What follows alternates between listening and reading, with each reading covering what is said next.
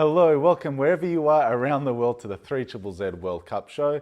My name is Gabriel D'Angelo. It is wonderful to have your company. And speaking of wonderful company, sitting next to me we have from the Irish Broadcasting Group, DeArne Leonard. DeArne, how are you? Fantastic, Gabe. Looking forward to the last two games, World Cup. Bring it on. Excellent, that's a good attitude to have. And sitting next to DeArne from the German Broadcasting Group, Bernd Merkel. How are you, Bernd? I'm very well, thanks, Gabriel. Hi, DeArne. That's good. So the last time we spoke, we were talking about the quarterfinals. Well, the quarterfinals are a long time ago now, and then we moved on to the semifinals where Argentina defeated Croatia 3-0, France defeated Morocco 2-0. So now we're into the important stage of the World Cup. We've got the third place playoff, which is Sunday at 2 a.m, the 18th of December, Australian Eastern Standard Time, Croatia versus Morocco. And of course, the big one, the final at Monday, the 19th of December, 2 a.m, Australian Eastern Standard Time, Argentina versus France. Wow, it's going to be a good one. I don't know about you, but well, Argentina versus France is going to be the makings of a classic, I think, I hope. So what do you guys think? Depends on the referees because Yes. I'm sorry, I'm going to go straight for it, straight for the Straight to jugular. the jugular. That penalty, Argentina, Croatia, what was that about? A keeper is allowed to be where he was. He can make himself big. He was going for the ball. Alvarez has come straight in, smacked into his leg and put him on the ground. Yet there's a penalty, a yellow card and a subsequent yellow card for another player in Croatia because they were trying to have a discussion. So I'm assuming it's dissent. However, that didn't actually play out for the rest of the game with any of the Argentinian dissents. There was no yellows issued for them throughout the game. My concern is that Argentina seem to be a protected species in this World Cup for whatever reason. Take nothing from their skills, but what is going on when penalties like that are being given out and breaking Croatia early in the game? Yeah. Send your complaints to DeArne Leonard at no. But you do make a point. Yes. I mean, the protected species, if you look at that situation in the quarterfinal against Netherlands, where I can't remember which Argentina player, kicked the ball into the Dutch bench, Yes. and then Virgil van Dijk came and really pushed him over. So that should have been a yellow card for the Argentina player, but also red for Van Dijk, with all respect. Yes. So I don't think that it's only Argentina that is protected here. And in general, about that penalty, I think there were other penalties given where I thought that was clearly not one. And if I look back at that game, yes, of course, it was the first goal, but even then, Croatia really didn't deliver much anymore afterwards. As against Brazil, Brazil was dominating that game as well, and then yes, Croatia came back. So in the end, I'm just excited to have two top nations in the final because let's be honest. As great as it is, you have Morocco there. What a wonderful story.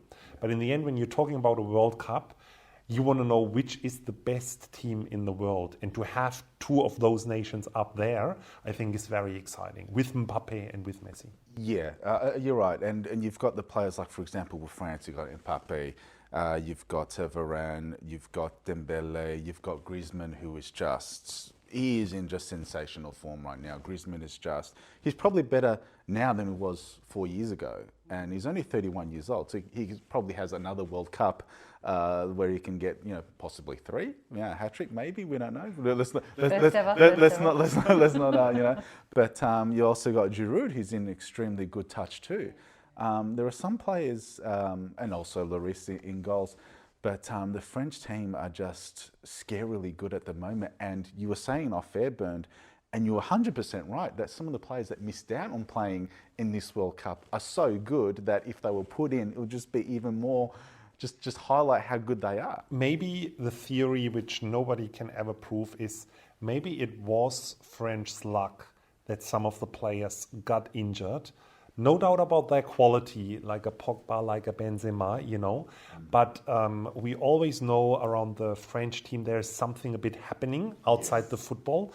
And if you have strong characters like Pogba, Benzema in there, and looking back, it couldn't have been better, right? So they are in the final. And I would at least predict if they lose the final, it's not because Benzema and Pogba are missing. The quality is there. So, and it's just incredible, as you said, the injured players that are not there, they could easily have a second team making into the semi-final. Just the reserve team alone of France, it's scarily good. But let's not just continually go on about France, because there's another team in the final, of course, is Argentina. And Argentina, they're a phenomenal team as well. They've been playing really, really, almost, I don't want to say it, but it's almost like now more than ever, they're just sort of more united. They seem more like a solid group. It sort of reminds me a little bit of when they were in 2014, when they actually made it to the final, where they lost to Germany. But this time around, things could change. But the way that Argentina have been playing, that they're not as Messi-centric as they were in the last couple of years. That there are a lot of other key elements, a lot of really good players. And, the goalkeeper Martinez, who's been really, really good for Argentina. Of course, you've got De Paul, Alvarez, and of course the old hands like Di Maria, who have also been really, really good. So Argentina, I mean, they've got a very good shot at winning this as well. Do you know what's going to be interesting, Gabe? In the last two games, both Argentina and France had less possession of the ball, yet they came out on top. They were the stronger side. So Argentina only had 39% of the ball against Croatia, and France had 38% against Morocco. And they are in two very diverse playing styles at the moment. As I said before, Argentina will walk you up and then they explode in speed, but France have speed from the get-go. Yes, that is very true. What's going to happen? No, that is extremely true. Yeah. And that was coming back briefly to France in terms of the tactics. They can't play like that as they played against Morocco, against Argentina, because Messi's going to destroy them. But about Argentina, I mean, what I really love with that team is how they handle everything around Messi, because it's all about Messi. Yeah. But if you compare it, for example, to Portugal and Ronaldo, it's awful. It's terrible what's happening there. You can think about Ronaldo as a person, what you want, but as a player, no doubt he was outstanding. And now the discussions that you have, his sister getting involved, and then the team needs to justify, no, we were not against Ronaldo in the team, And Argentina accepted the role of Messi, now a little bit older, but being the superstar. But he also, is now carrying that burden, and so fantastically. So that's where I, in addition, pay all my respect to him, because everybody's looking at him and the way he's still performing. And another thing that is interesting, is it maybe also related to that the World Cup actually is now at this time of the year? Because normally when you have it at the end of the season, players might get a bit more tired. Yeah. So that's what I'm really excited about that final. Well, yeah, I mean, that was part of the problem, that so many players were injured, because, there wasn't that long break where players could have time off and all that. I mean, and also, you're right what you're saying about Messi, but it almost seems like Messi is much more relaxed into this one, even though obviously all of Argentina, and there are heaps of fans worldwide, not just of Argentina, but of Lionel Messi as a player. Everybody wants him to win and all the pressure is on him. But he just seems to be a little bit more, I don't know, just seems to be a different level than what he was in the past. It's sort of like, it's almost like he knows this is his last chance, and he's not like, I have to win this, I've got to do it. It's almost like he's enjoying it. I don't know, it just comes across with that aura. I agree. I think he's enjoying this World Cup, and I think that's the secret to the difference to the success, because if he was playing for, as we say in Australian, sheep stations, he would be far too serious, and they may not have even made it this far. They could have succumbed to Croatia in the last round if they were getting a bit too serious about Messi's chances. Yeah, that could have probably happened with Ronaldo, that sort of pressure of, I must win. And I also feel he's a bit more outspoken now. If you saw his reaction in the Netherlands game, against Van Gaal, but also against the whole team. And then there was that interview. I mean, you understand the Spanish better than I do, but where he made this comment about Wout Weghorst from the Netherlands. I think in English was, what are you looking at, stupid? Yeah, why are you looking at that like that? No, I'm just saying to you. What Messi was saying. Yeah, sorry, go on. Thanks for that, Carol. But so that was not a Messi of, let's say, 4 or 8 years ago, right? Yeah. So, and that's why it's going to be, I can't just repeating myself, very exciting. It is going to be exciting. We won't get predictions just yet. We'll save that for later in the program. But first, we have to go to a break. On the other side of the break, we have George Grosios, who's a Socceroos fan. But first, our friend Brian Yap has some things he'll like to say. Oh, hello again. How good is the World Cup? And how good is coffee? How good is staying up late to watch the World Cup while drinking coffee? Thanks to Albert Street Cafe for having the best coffee in Melbourne. I was able to stay up late at night and watch the whole thing. Didn't miss a single minute of the action. If you're going to watch the best sporting event, you may as well drink the best coffee. And Albert Street Cafe is the best. They have the best coffee and sandwiches anywhere in Melbourne. Come, see for yourself. Albert Street Cafe, 306 Albert Street, Brunswick. With us to talk about the Socceroos performance in Qatar, we have a fan of the Socceroos, George Grosios. Welcome to the program. Hello everybody, good to see you. So what do you think about the Socceroos? Obviously they did extremely well, but as a fan who's been there, done that, seen the good, seen the bad, what did you think? Couldn't be prouder of the whole squad. Graham Arnold has made his critics eat humble pie. I know after that disastrous match against Japan during the qualifying phase, they were calling for his sacking, but common sense and patience prevailed. He chose a very good squad and they performed on the biggest stage. No disgrace losing to France and no disgrace losing to Argentina. They're the two teams that have made the final. They were undone by Mbappe and Lionel Messi, arguably two of the best players going around at the moment. What do you think, George, in terms of how will the future look like? Because, I mean, I agree with you that they did extremely well, but I think we can't close our eyes looking at what happened over the last years. And the qualification was really very, very rocky. Yes, we had to deal with, Corona, COVID, playing in Qatar and all of that. But still, the performances in some games were not that promising. So could you then really say, like, okay, we played an outstanding World Cup and now everything is bright and shiny? Oh, look, we can't paper over some of the cracks. Youth development is still an issue in this country and we need to keep blooding young players. Graham Arnold, when he chose the squad, surprised many by dropping some experienced players and gave an opportunity to the likes of Harry Souttar again, who came back from that serious knee injury. So he's going to be the bedrock of the Socceroos defence for many years to come. Young players like Devlin actually showed a lot of promise. And we still have some other up-and-coming players as well that hopefully in the next 4-year cycle will also come to prominence. So there is a core element of young talent that, hopefully Daniel Arzani gets over his injuries. Yeah. So he's another player for the future that gets an opportunity. Marco Tilio, another kid that was called up very late. So we can pinpoint a number of young players to regenerate the team. But you're right, there are still some cracks there. It's no accident that we struggled during that campaign. Do we blame the travel? Do we blame the fact that COVID impacted on the team and they spent more games away playing to qualify rather than having the comforts of home? So we do have to be fair and take into consideration the impacts of COVID.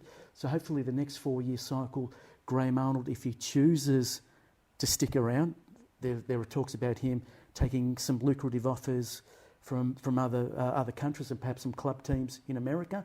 But if he sticks around, he at least has a very good core unit. It was a shame that we lost Martin Boyle for the campaign as well. So there is still a lot of promising signs, but you're right, they need to heed the lessons from those games where we just didn't look like we were going to qualify. Yeah, and to be fair, if you look at the group that Australia was in the qualifiers, third behind Saudi Arabia and Japan, we saw what they were capable of at this World Cup, right? So that's to us, the Socceroos credit as well, that those two teams performed very well as well. We've talked a lot about the fact that the current squad doesn't seem to have a lot of international, not caps for the Australian side, but international experience. The prior games we had people in the EPL, we had them in all sorts of leagues around the world. This one we've come in and there's been maybe a couple of players that are over in the Scottish League and other places, our stalwarts that made it back in the squad. We largely had homegrown players and I kept making the joke that it seemed like a New South Wales team, state team, with some extras add on. How do you see this next 4-year cycle going if we don't get those players into international competitions? It's not just about the international blooding, it's about how is their performance. Do you really think the A-League only has the talent for us to go and take out at the next World Cup in 4 years? Well, look, it was great that A-League players got an opportunity I'm talking about McLaren, of course, who's a renowned Lecky. striker. He's had overseas, and you're referring to overseas club experience, DeArne. So as long as the A-League can keep producing young players, we know that the A-League doesn't have the money to keep young talent in Australia.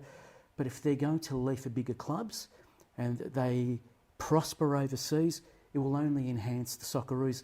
I know many years ago, of course, we had that golden generation of Viduka, Kuehl, Kale playing for the Liverpools, the Evertons, and et cetera, Whether we go back to those days, DeArne, it just means that all clubs in Australia, and the A-League in particular, just need to revise the way they recruit and develop talent.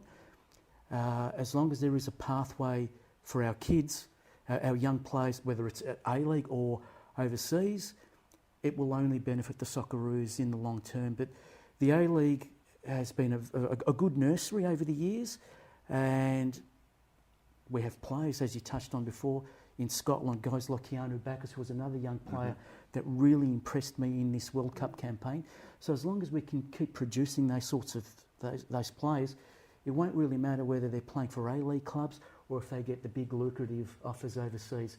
Obviously, it's great if they do go overseas, because it promotes Australian football, and it's a great thing for Australian soccer to be able to say, yep, our players are graduating from A-League ranks, going overseas. So I suppose the difference, if you look at, EPL, Bundesliga, La Liga, Serie A, there's so many countries close together that you see the player interchange across the different things.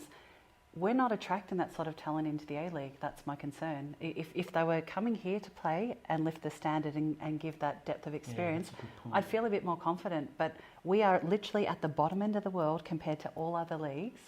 And it's always been our problem, the depth of other teams to play or have access to. I honestly think we need to get people back up to the other levels of experience. Go to Serie A, go to anywhere, even the Mexican league, which Gabe loves. Yeah, well, hey, it's a good league. Don't We knock it. are punching above our weight. There's no doubt about it. That's why it is important, as you said, to get players come to the A-League and help develop. Unfortunately, the A-League has some things going against it. Salary caps. Yeah. Clubs don't have the... I know the A-League has set aside money for your a marquee fund. Your marquee players, but unfortunately we're getting players at the end of their careers. I think of Alessandro Del Piero. Guys, you would have remember Romario. I mean, we do get name players, but unfortunately we're getting them on their last legs. Now, let's not fool ourselves. We're not going to get renowned overseas players at the peak because there's just no money in the competition. Yeah. In 2006, when Australia had qualified and there was that sort of boom in participation rates and just general interest when it comes to just football in general, there seemed to be this sort of optimism like, okay, football has finally arrived, the A-League is starting to develop, and we thought, okay, in the next maybe 10 years there's going to be this, there's going to be that, there's all these sorts of things, and it just stagnated, like the handbrakes were just completely pulled. In terms of now, after all this positivity of the Socceroos' performance, are you optimistic about the future of not just the A-League, but just football in Australia in general? Well, there's always that feel-good factor after Australia does well in World Cups. It happened with that golden generation where we beat Japan and there was a lot of goodwill. Yeah. Even the mainstream media, for a change, had soccer on the back pages, and it's happened again. But guess what? Australian soccer seems to find a way to shoot itself in the foot. Yeah. And I don't want to harp on the A-League too much, but we've just seen in recent times the decision to award Sydney all finals for the next 3 years. Yeah. And we're having fans across the competition stage walkouts. So just when Australia was, the Socceroos team was generating all of this positivity, and of course we have the Matildas around the corner who are an absolutely magnificent team, great ambassadors for the sport, and I love what they're doing and how they go about it. Yet when it comes to the men's and just the sport in general, we always seem to score, and pardon the pun, own goals. I think the next 6 months will be very crucial because of what's happening with the A-League just in general with spectators. You know, regardless of what you just said with the finals being now in Sydney. Then we have, as you said, the Matildas, the World Cup. But let's not forget the Asian Cup next year as well, which is coming up right before the Women's World Cup, again in Qatar. But I think Australia then has now a bit of pressure. I don't know if just getting to the quarterfinal, as they did last time, will be enough to keep the momentum. Yeah. I think, with all respect and humbleness, they need to go to the semi-final at least. Yeah, I agree. And a lot of Asian countries are investing heavily in football, and they are getting better. And there's a lot of talk about the Southeast Asian countries in particular, like Vietnam. They're starting to get better. They're starting to improve, and it's a long process. But well, anyway, we can talk about this as well. But before you go, can you please show us your shirt? I've gone to my cupboard, dusted off the mothballs, and a soccer jersey from the time when Mark Bosnich and Aurelio Vidmar were struggling their stuff for the Socceroos. So I'm a proud Socceroos fan, and like all of us, we just want to see Australian soccer prosper, and the Socceroos and the Matildas win a World Cup. Yeah, and who's your tip for to win the World Cup? Argentina. I think it'll be just a great romantic story for Lionel Messi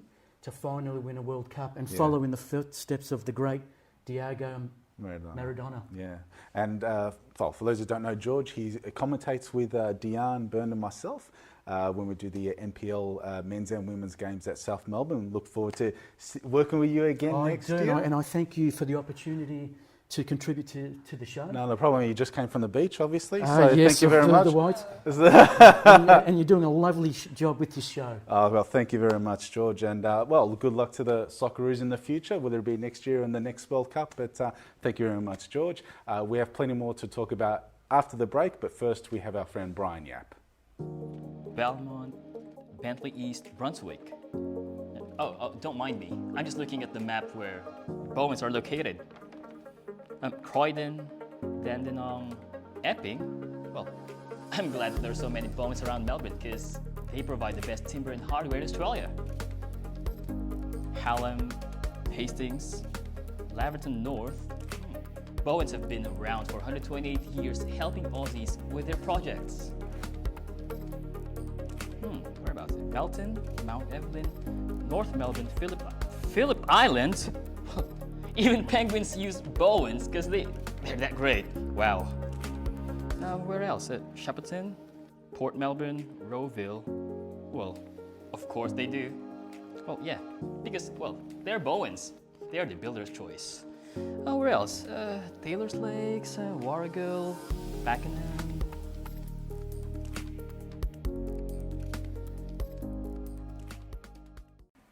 After an incredibly positive performance from the Socceroos at this year's World Cup, and with the Women's World Cup in Australia and New Zealand next year, a lot of positive things is happening with football in this country and in the region of Australia, Oceania and Asia in general.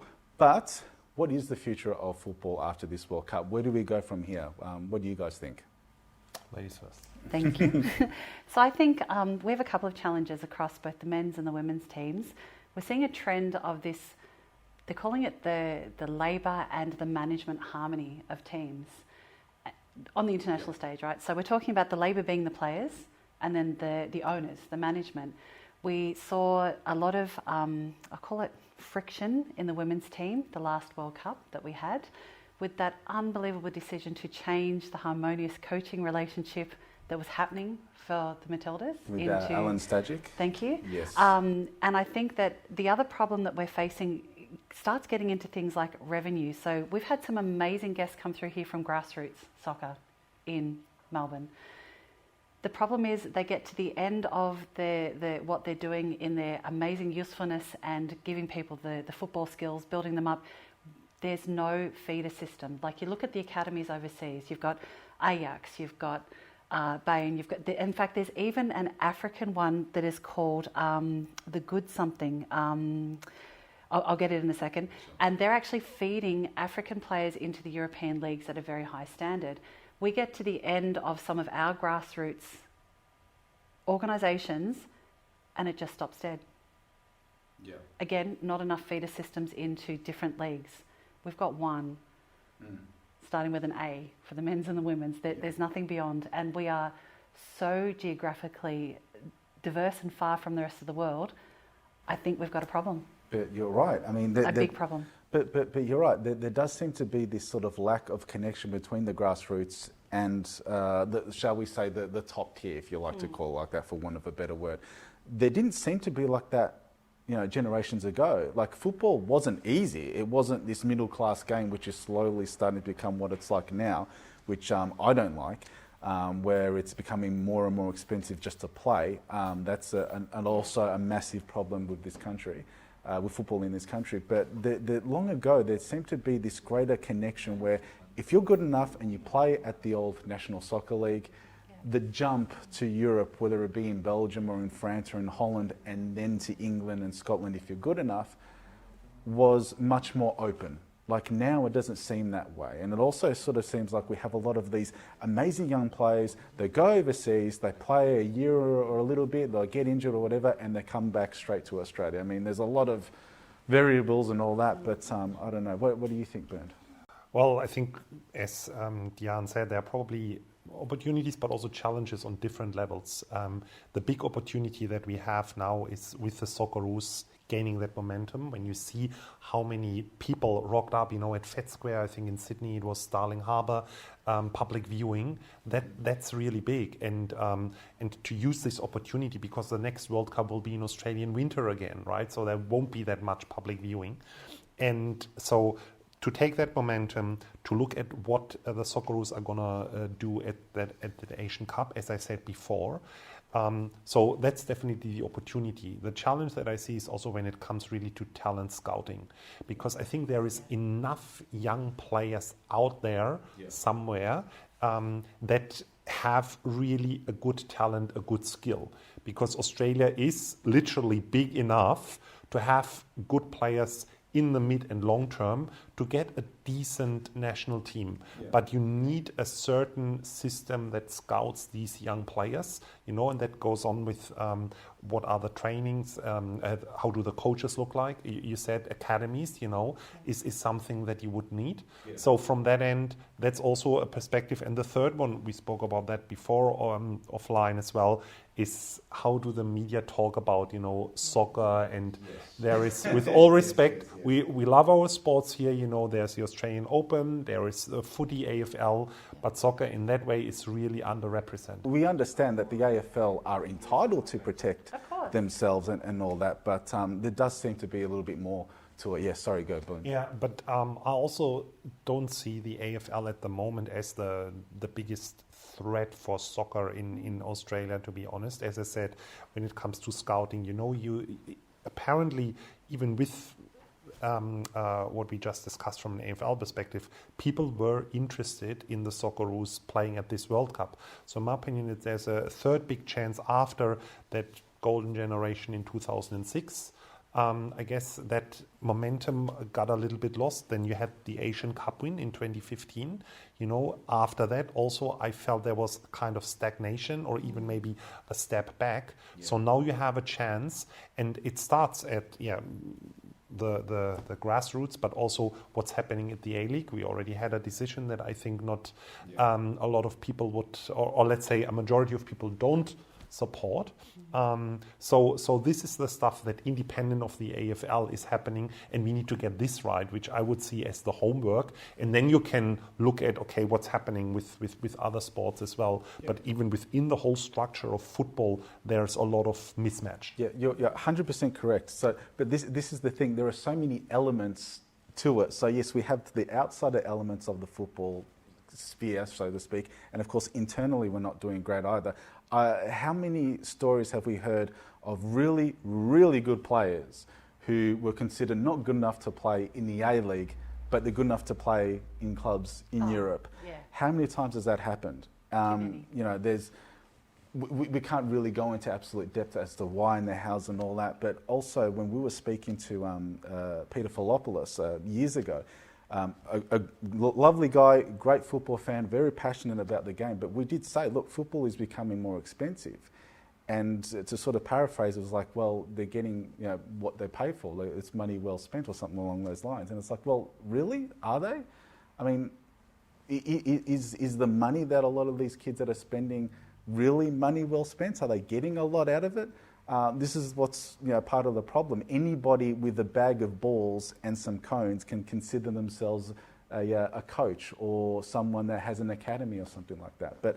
But also in terms of the participation rates and the disparity between football and other sports. I mean, when it comes to football, in Australia, football is number one in terms of participation rates. There are more people that play football than AFL, rugby league and rugby union combined.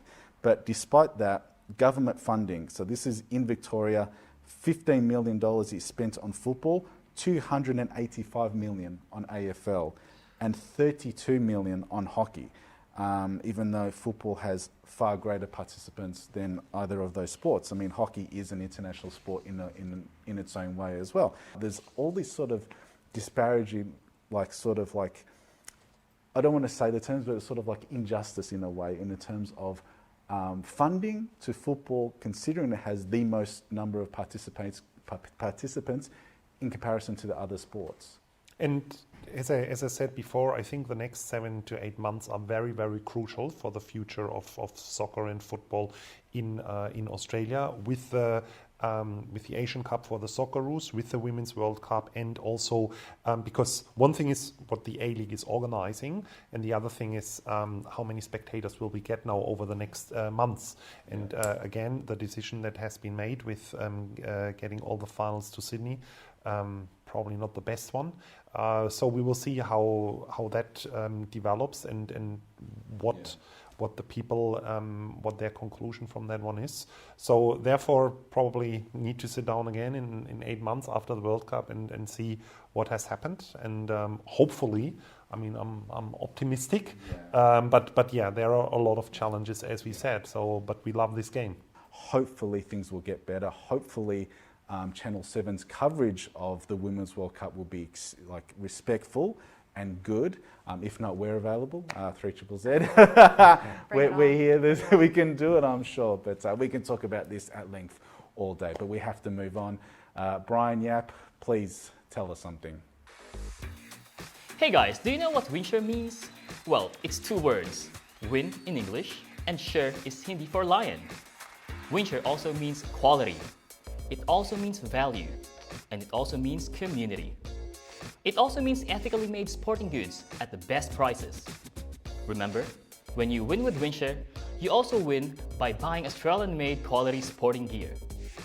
Whether it's football, cricket, volleyball, basketball, you name it, WinShare can help you. And remember, buy in bulk and save money. Go to www.winsharesports.com.au or email info@winshare.com.au and win with WinShare. Okay, before we talk about the final between Argentina and France, there are a lot of people that we'd like to thank for this program, because after all, this is our final show. We'd like to thank our sponsors, WinShare Sports, Albert Street Cafe and Bowen's Timber. Thank you so very, very much. We'd like to thank from 3ZZZ our station manager, John King, for allowing us to do this program. Also our sponsorship manager, Bill Pascalis, for his support too. We'd like to thank, of course, the wonderful people here at Studio M4 and Sajiv, who's done a lot of hard work and for basically putting up with our shenanigans during filming.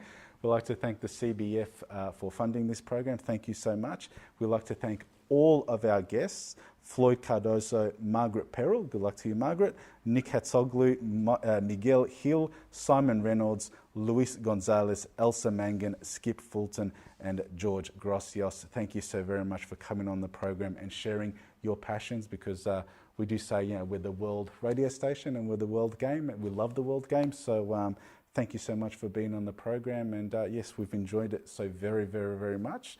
I also like to thank the 2 people sitting next to me, DeArne Leonard, as always, so very, very positive, so very, very good, so very, very professional, always, so delightful to work with as per usual. Not bad for a singing shamrock, right? Yeah, that's right. And Bernd, thank you so very much, as per usual, always so thoroughly professional, always keen to help out wherever you can. So thank you very much, Bernd, thank you very much, DeArne, and look forward to working with you both for when we do the broadcasting of the NPL men's and women's games with the mighty South Melbourne Football Club. To actually listen to all those games, just go onto our website www.3zzz.com.au, and we have a page dedicated to all things football there. Bernd, DeArne, so Monday, 19th of December at 2 a.m. Australian Eastern Standard Time, Argentina versus France. Who's going to win? Well, very difficult question. Honestly, in that game, I don't know. I see them both on the same level. As we said before, Argentina did a great job how they built their team around Messi in terms of, I think Portugal with Ronaldo is the complete opposite. So they have their star player, but the team is willing to deliver towards him. And then how he carried the team through this whole World Cup so far is amazing. So from that end, he definitely deserves the title. The whole team deserves the title. On the other end, how France coped with all their injuries and Didier Deschamps doing a great job, the second World Cup in a row now. So I feel still like that France has maybe that little tick in advance. So in terms of advantage, but it's going to be very close. But I say France is going to win. Maybe after extra time, maybe after penalty shootout. Is Messi injured? Don't know. Don't think so. Are you kidding? Hamstring in the last game, and he didn't appear at training. He has not been out on the pitch. PR says he's okay, but it's dicey at the moment. And I only say that. You said who's going to win, right? And yeah. I mean, I think with both You are the Mbappe kiss of and death. Messi, well, I'm not going to say anything then. Between Mbappe and Messi, they're both sitting on 5 goals each in this particular competition. They're both stars in their own right. And as Bernd said, they've built a wonderful unit around Messi. But what happens if he's actually injured? Can Argentina step up? I hope that he's not. I want to see him on the pitch for what is probably arguably his last World Cup game with Argentina. Yeah. Okay. Well, in a word, look. What do you think? I hope that the best team wins. Seriously, I hope the best team wins. I hope that the team that actually deserves it wins it. I don't want it to go to extra time. I don't want to go to penalties. I just hope that whoever wins the game wins it fairly within the 90 minutes. Look, both teams are just so good. I mean, that's why they're there in the final. You can't be bad and make it to the World Cup final. I just hope whoever deserves to win it wins it. And I hope it's going to be a good game. But is it going to be as exciting and matched in pace, or is it going to be one team dominating because they are playing very different soccer out on that pitch? Yeah, well, whoever dominates and wins, okay, good. That's all I can say. But one word, you say France? Yes. And you say... My mum says France. I have to go with mum. Okay, fair enough. But we'll have to leave it there. And one last thank you to you, the viewers. Thank you, everybody, for watching this program, whether it's on YouTube or on M4 Live. Thank you so very, very much for taking time out of your schedule to watch our program. And thank you for the support from everybody at 3ZZZ and from M4. Thank you very much for watching us. And we hope that you enjoyed it. So thank you very much. Hope you enjoy the football. See you next time. Bye for now.